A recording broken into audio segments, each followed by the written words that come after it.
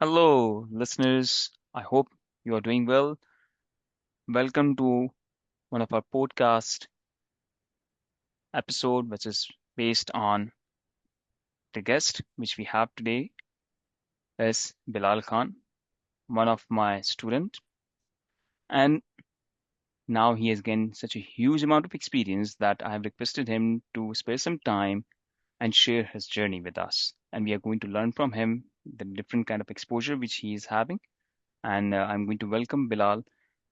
Welcome to our show, Bilal. Thanks for your time. Thank you, Mohsen. Thanks for having me.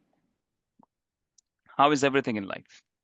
It's good. It's good. It's quite busy, quite fast, but it's good. As long as things are good, Great. it keeps going. Yeah. How are you? Everything good I'm on your doing side? great. Alhamdulillah, all things are going good. Good to So hear. let's catch up. It has been so many years. Kindly share your academic and professional background with our listeners. And now you are qualified chartered, uh, certified professional financial analyst as well, and done so many different qualifications as well. So please share your academic as well as professional background. Sure, sure. So Mohsen, back in Pakistan, I did my BBA in finance from Mm-hmm. Bahariya, Mm-hmm. right? Then I did my MBA in finance from Bahariya. You pretty much taught me there back in Mm-hmm. my bachelor's portfolio management, I remember. So Mm-hmm. once I completed my MBA, Mohsin, I started off with a very small human resource consultancy firm in Pakistan that provides Mm-hmm. human resource to companies. I worked as an accountant there. So the company was very small. Like I can't emphasize how small it was, but I worked as an accountant. So it gave me a very good overview of the accounting cycle. So Okay. so that sort of started. That is where I started off learning and applying the accounting concepts. I used to deal with auditors and tax professionals to prepare tax and file income tax returns. So even though the company was very small, I got some really good experience on how the accounting cycle works. Because most of like whether it's a huge company or if it's a small company, the income statement, the balance sheet pretty much is exactly the same. Like you need your income, you need your cost of goods sold. You They might have different names of accounts depending on the nature of the business, but at the end of the day, the basic format is pretty much the same. So it gave me a very good understanding of how the accounting cycle works. Then 1 year Mm-hmm. later, I moved into JS Investments. JS Investments as in compliance and risk management analyst. So Mm-hmm. I was doing two jobs there. Like I was part of a department that did two things. One was the compliance. So we had a very thick 1,000 pages book from the Securities and Exchange Commission of Pakistan, SECP, Yes. Mm-hmm. and I used to monitor compliance. So, for example, 10% of your assets under management can be taken in a particular stock. If it exceeds 10%, you gotta reach out to the traders, ask them to regularize exposure. If they want to keep that exposure, they have to let you know some reasoning. SECP gets that exposure, they question us, so there was correspondence with them. So these kind of compliance related regulations I used to monitor. And on the other hand, I was also a part of the risk management team. So that was a very new department there, but we studied all those Sharpe ratios, Sortino ratios, and all those Trinor ratios back in the day. So we used to sort of calculate those for our funds, different funds that JS had. Yeah. Which year would it be? Like, So Mohsin, I joined JS Investments 2004, I think 2000, between 13 and 14, I joined JS Investments because in oh yeah. 2000, yeah, 2012, I did my master's. And then Mm-hmm. from 2012 June till 2013 June or July, I was with that company, the small accounting company I told you. That's when Mm-hmm. I joined JS Investments. So I was there for almost 2 years. So from 2013 June, July till 2014 and 2015. I think till 2015 March, I was with this JS Investments, so almost 2 years. So, Okay. yeah. So during that time, like when I was doing risk management, like I enjoyed doing risk management. I made friends with some traders, and I asked them if I should do FRM. They said no, Bilal, go for CFA. FRM is very like specific. Go for CFA. It'll give you more opportunities. Go for a CFA. I said okay. So I did my CFA level one there, and as soon as I did my level one, I got an opportunity from another company. It's called the the Pak Iran Investment Company in Pakistan. It's a DFI, most in development Yes. finance. Yeah. So you might have heard of Pak Qatar, Pak Kuwait. So it's like Pak Iran. It's a Mm-hmm. joint venture between the government of Iran and the government of Pakistan. So I Yes. joined that place as a finance analyst because I was doing CFA. I wanted to move towards financial analysis side. So that's how I got hired there. To be honest, one of the traders referred me to that place. His friend was there, head of I think credit analysis. So I got there. I got in. I was not really an equity research analyst. I was more of a credit analyst. So we used to calculate ratios and anything that has more to do with the solvency of the Yes. client. And Liquidity management basis, I exactly, guess. exactly. Then there was some Basel reporting as well, Basel or Basel, however you want to Yes. call it. Yeah, so that we used to do because it's a bank. Like DFI is like a bank, so we used to calculate that and report. So I got a lot of good exposure there. Uh, then by the I think in 2016, Mohsin, in early 2016, I was one of the traders at the DFI wanted me to become a trader because I worked with him and he liked me. So he was talking he was talking to the senior management to like move me from the credit analysis department to the front office. So, but that was the time I got my immigration to Canada. So I came to Canada and I did not pursue any more in Pakistan. Came to Canada, wrote my level two. I remember that before coming to Canada, I had already enrolled for the exam in Pakistan. So when I came to Canada, I did not have my PR because it comes after a couple of months. And my exam Yes. was right when, like, just a few months after I landed in Canada, Mm-hmm. right? I sent an email to the CFA Institute to like kindly change my center to Toronto. Otherwise, I would have forfeited my exam fee. So they Mm-hmm. fortunately listened to me. They changed it, and I wrote my level two. I passed. So the first year in Canada, Mohsen, was tough in the sense that the most important and the basic I think challenge every immigrant faces when they come to Canada or any other country is that they lack the experience of that country or that continent, right? So you no Yes. matter what I did back in Pakistan, like it's nothing to them, right? So I did land I did round up a couple of interviews for equity research for private equity research, but they just didn't sort of find interest because they would prefer people from within Canada who had Canadian experience or Canadian education. So that is where I realized that sure I have a CFA level two, but that does not mean much because I don't have a Canadian experience and I don't have a Canadian education. So, and entry to capital market here is extremely tough. It's not that easy, especially for immigrants. Like if you're passing out of school in Canada, that's a different story. But if you are an immigrant who is immigrating at the age of 25 to 30, it's hard to land a capital market job because it's a very niche market. It's quite saturated. It's there's not a lot of Canada is a very small country in terms of opportunities compared to the United States. Just like in Pakistan, we have five big Yes. banks in Pakistan. Yeah, yeah, yeah. Sorry, you were saying something? Yeah, yeah, I Yeah, totally understand. We yeah, have limited number of banks here. Those are having yeah. the major market share, and accordingly, Yes, the yeah, equities market also goes to them as well. yes, yes, yeah. So that's why, like at that time, the good thing with me was that I found a job right away, like within a few months of coming to Canada. But that was not really in my field. That was just like a very basic, ordinary office job. But that was good. Like I that's good to start off experience, and that was CIBC, Canadian Imperial Bank of Commerce. Mm-hmm. So during that time, Mohsen, like a couple of my friends here, they advised me to learn technology. They said, Bilal, look, technology has a low barrier to entry, okay, Mm-hmm. and Yes. try to embrace technology, learn some technology, and that is applied in capital market space, and it will be easy for you to enter. Once you enter, you can decide whether you want to stay in technology, whether you want to move to finance, whether you want to move to equity research. It will be much easier for you to decide once your foot is in the door.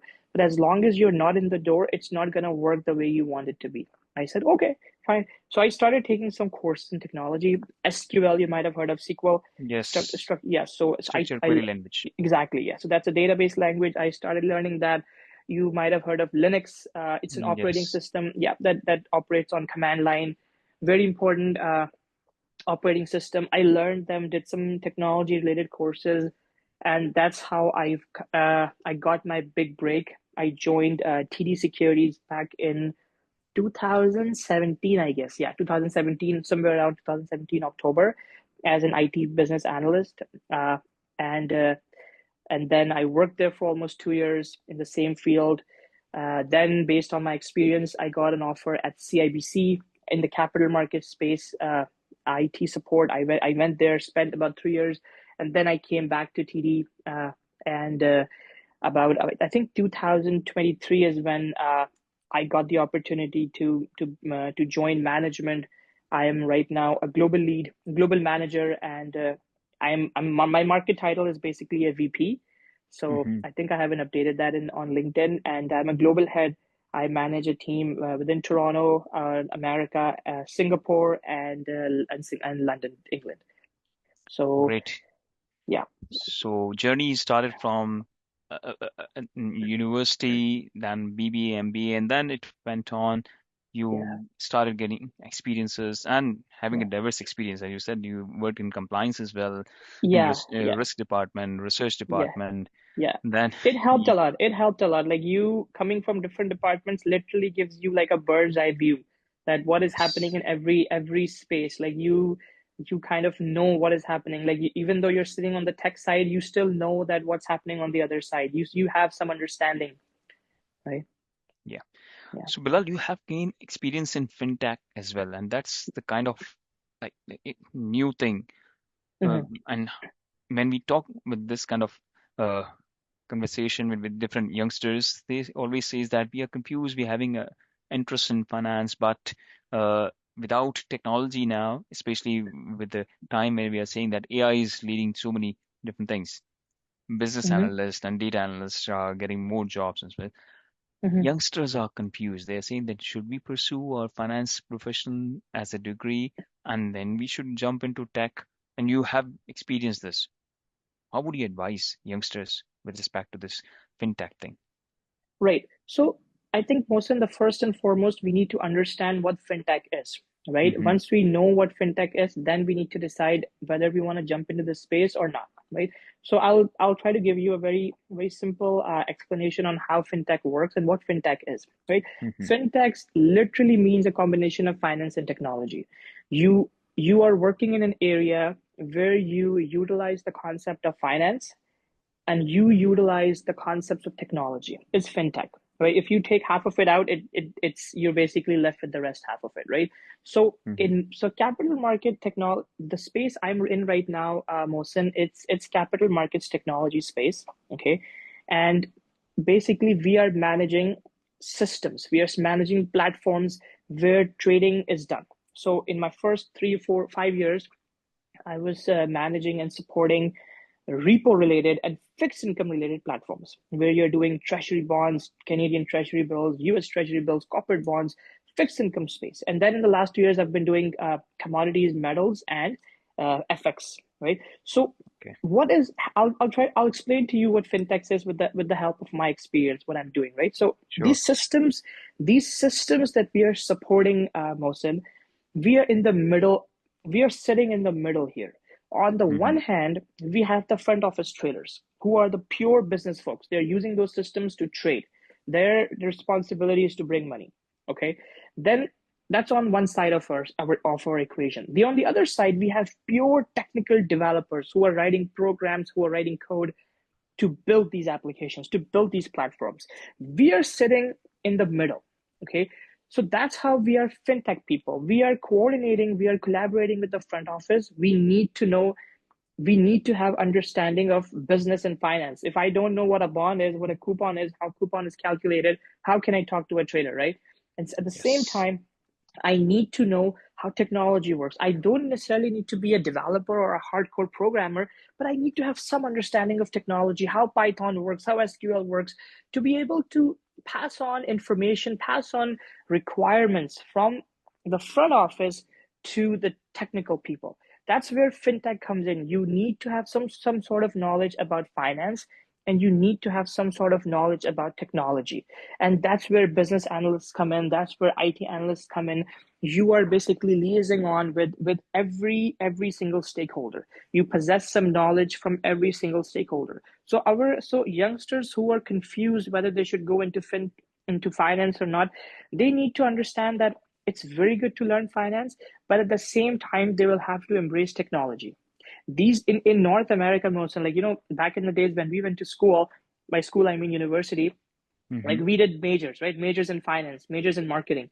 But over here, I don't know, maybe it's happening now in Pakistan as well. It's been a long time since I left Pakistan, but over here, when I interview people, they tell me, oh, I have done a bachelor's with a major in finance and a minors in technology. They have introduced what is called a minors. So you are doing a majors as well as you're doing a minors. So your major is finance, you're studying 10 finance courses, but your minors is technology, you're studying 3 or 4 courses about technology.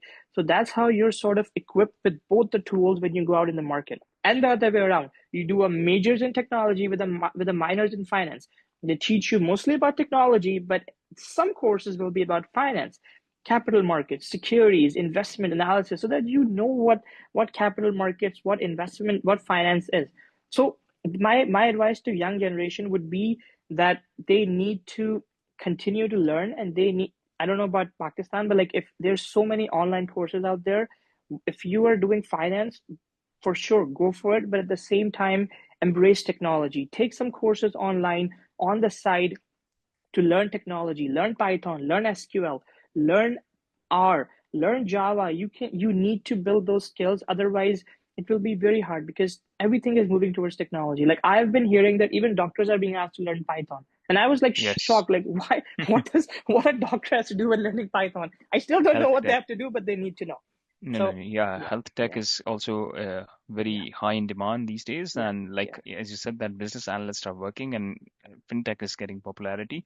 yeah, Uh, and you have very clearly explained that there has to be a intermediary who can understand how does this repo transaction, for example, is working, how to yeah, structure the whole financial deal, and yeah, someone has to tell the techie people that, yeah, look, we want this because this is how, for example, equities trading is going to be executed or new yeah, IPO is going to be launched. yeah, So there are multiple such things which are being explained. I think health tech is also one of the area where for example, technology is being included in healthcare sector as well. And I'm not an yeah, expert for that, and I'll try to catch one. By the way, while talking to you, I do realize that we should have one podcast with one of such professional as well. yeah. So, uh, i- i- you said that uh, not just talking about the Pakistan element, but internationally as well, that Mhm. there is a component of majors, and then you should have a minor attached to this, Yes. or you can do either way around if you're talking that you are doing majors in technology and then taking minors in either marketing, HR, or finance, any such Yeah. things. Yep. This is getting very, very high importance these days. And you mentioned there are specific uh, portals as well. There are multiple such portals where you can go and learn different languages. Yep. Do, do you think that in fintech, Mhm. AI is also going to play its role and these technology learning aspects are not going to be given such a high importance because AI is going to play the role as if what human beings were doing? Mohsen, this is a very, very important and very, I would say, burning question. Ever since the Chat GPT came out, this Hmm. question has been everywhere that would humans be rendered valueless, or would AI take everything? And so far, the answer is no. There will always be a need for humans. Yes, an evolving need. And see, back in the days, Mohsen, we did not have any internet. Back in the days, you would harvest wheat, you would harvest crop by doing it manually, but now you have tractors, you have those big machines that harvest these crops without asking for humans to work on the fields, but somebody still needs to operate those machines, those excavators, those tractors. The point I'm trying to make here is that even though AI is here, AI is not to a level, as of now it has not reached a level where humans are redundant. We still need humans to power up these AI models. These LLM, large language models, and all these Hmm. models are still being made. They're still being upgraded by humans. Humans are Yes. still used, and the thing is that, see, easy jobs, easy tasks may be taken away by AI, but complex tasks are not that going to be taken away by AI that easily. If you want to write a very simple line of code, sure, chat GPT will help you, but so many mistakes chat GPT makes. it has still not Learning. reached, yeah, it's still not reached to that level where it will render a human being valueless. And like we need to learn like these large language models like blockchain and large language models, machine learning, that can basically equip us to join these fields. So I don't think anybody should be scared. I think we should learn, because see, when computer was not there, like jobs were done manually, but now that computer is here, so many some jobs are lost definitely, but then so many other jobs are created. So I guess the point I'm trying to make here is that AI will make a big difference, but the difference will be, yes, it might take some jobs, but then it will create some other jobs that will help us grow. So always keep a learning mindset. Great. Bilal, there's one comment and which is highly being debated that Mm-hmm, people do pursue their master's degree immediately after the bachelor's. mm-hmm. And there is again a point of view which says that after bachelor's you should get into the market, gain some experience, and then you should decide that which area of specialization you should pursue your master's in. Do you agree with this or you disagree with this? In North America, Mohsen, I agree. Like to be honest, like back in if I was in Pakistan right now, I would say go for your masters. Okay, uh, Hmm. but here in North America and I think around the world, it's important to get experience. There's no replacement of experience. Even right now, Mohsen, there are analysts out there who don't have a CFA, who don't have a master's, but they are masters of their field, and they would be preferred over somebody who has a CFA or a master's. Okay, Hmm. experience, and it's hard to get experience because the economy is saturated, our population is exploding, every person is doing CFA, every other person is doing a master's.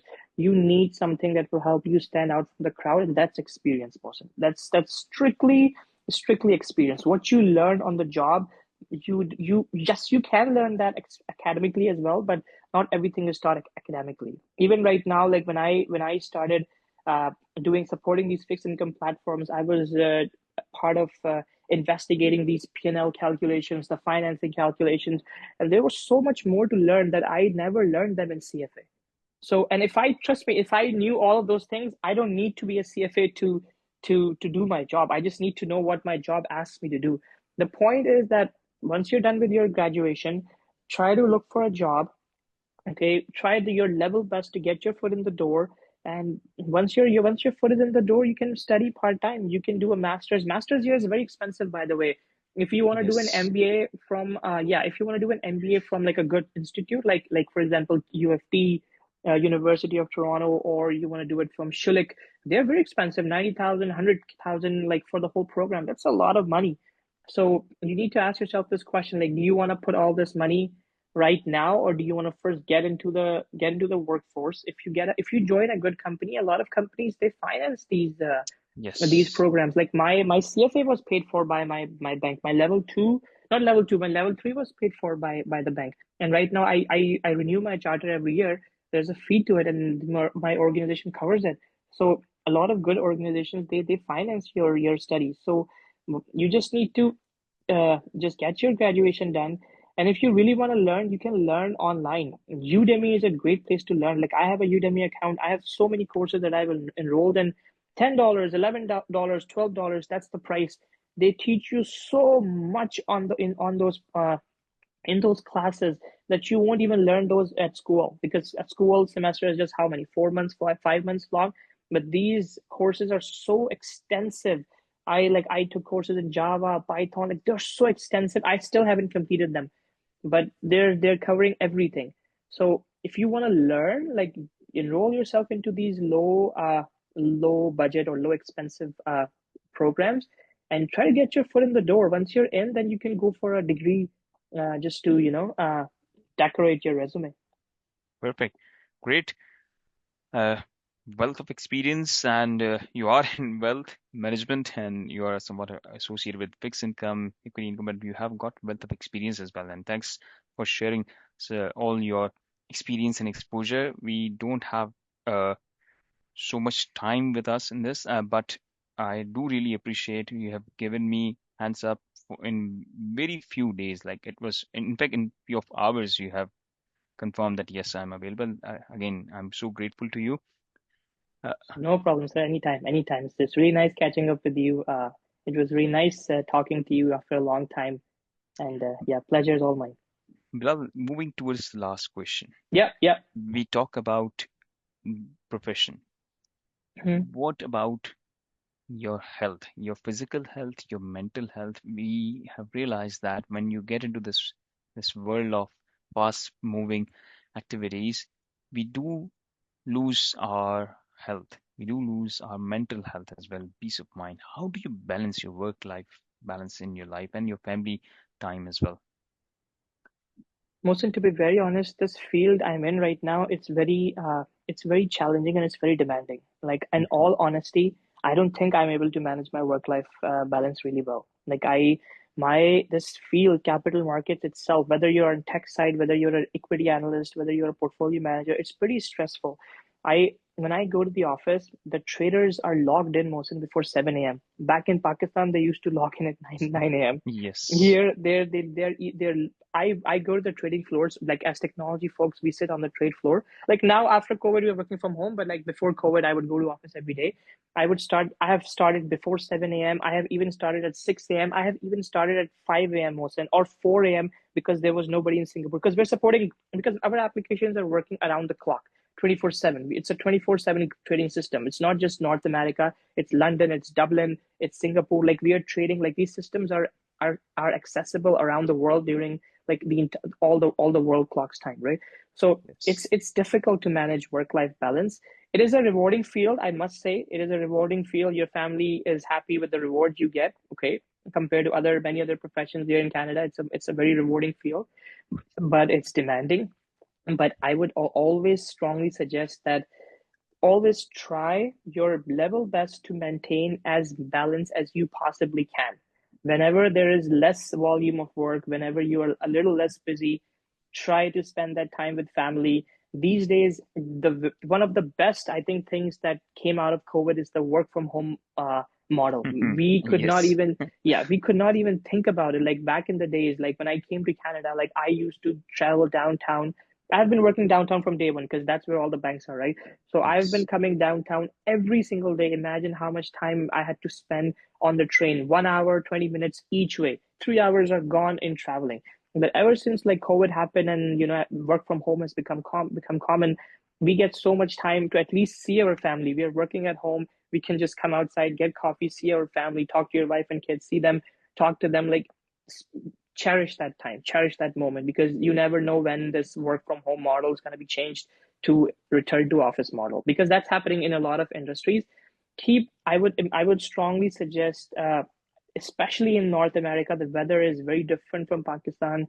People develop Mm. health issues because we don't work out, we don't exercise, we don't sweat at all because we are sitting in our air conditions at home all the time. During winter season, you don't sweat at all. Try to join gym. If not, then try to go for walks, especially in summer seasons. In winter season, if you have space at home, get some treadmill. Keep yourself physically active. That is very very important because I think a lot of health problems that people are getting diagnosed with is because of lack of physical activity.